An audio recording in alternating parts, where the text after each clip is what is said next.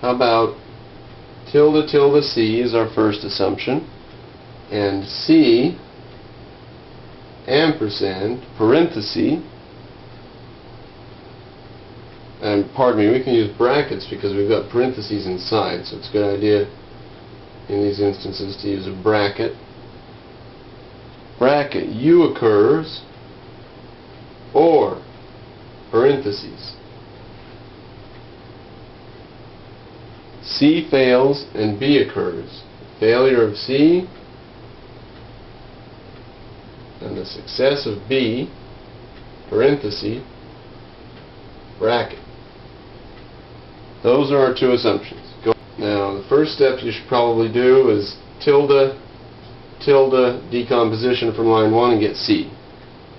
And then we should decompose this big old long sentence and get C there also.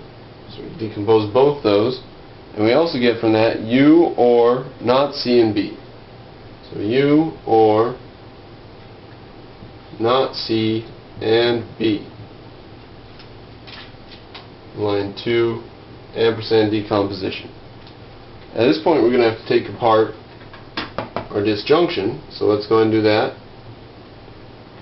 U occurs, or C fails and B occurs. Now that line's open and we've decomposed everything, but we've got a sentence over here we need to decompose still, so let's do that.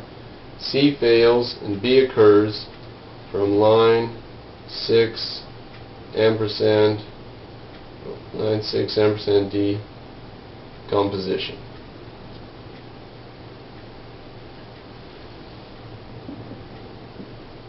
This is line 5 disjunction decomposition.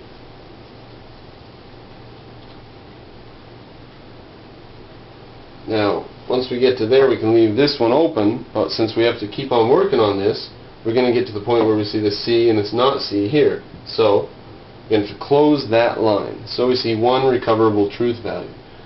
If this is all true, then within this disjunction, it has to be U that is true, not C and failing and B obtaining. Okay, here's a good big one for you. Tilde, bracket, tilde. E or not C. E or not C, parenthesis. And A, bracket. On the next line, it is not the case, parenthesis, E or not C, E or not C, parenthesis. And it is also the case, A. Those are our assumptions. We're going to leave line 1 for later because we have to branch to do line 1. So first we're going to take apart line 2. And for line 2 we get ampersand decomposition. It is not the case that E or not C occurs. And it is the case that A occurs.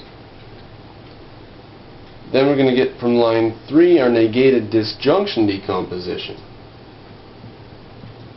Negated disjunction decomposition from line 3 we're going to take apart at this point.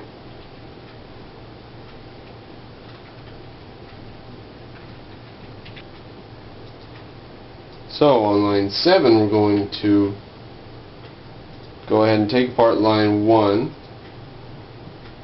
Is not the case, that is not the case, parenthesis, E or not C, or the other possibility, of course, being that A fails. So that's from line 1, negated ampersand decomposition. Now we can immediately close this line because we have A and not A. But this line we're going to have to keep on working on. So here we have, we're going to come down to line 8 and we're going to take off our two negatives, which is easy. And then we're going to split this up onto line 9. And we've got E on line 9 or not C. And now we can take apart this. So That's line 6.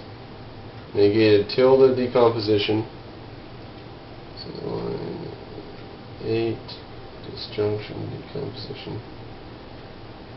So line 7. Negated tilde decomposition. C, not C. Close it. E, not E. Close it. So all of our branches are closed.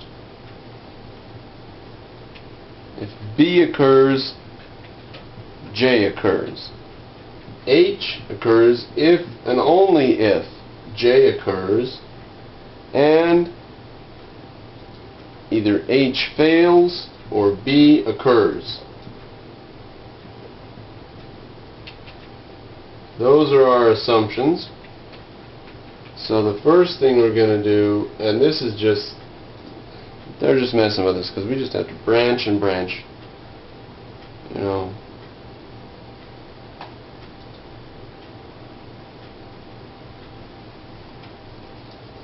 So line 4, we're immediately going to branch out onto line 4. Okay. Line 4 and 5 are going to give us H, J, or not H and not J. And we're going to get that from line 2 by conditional decomposition.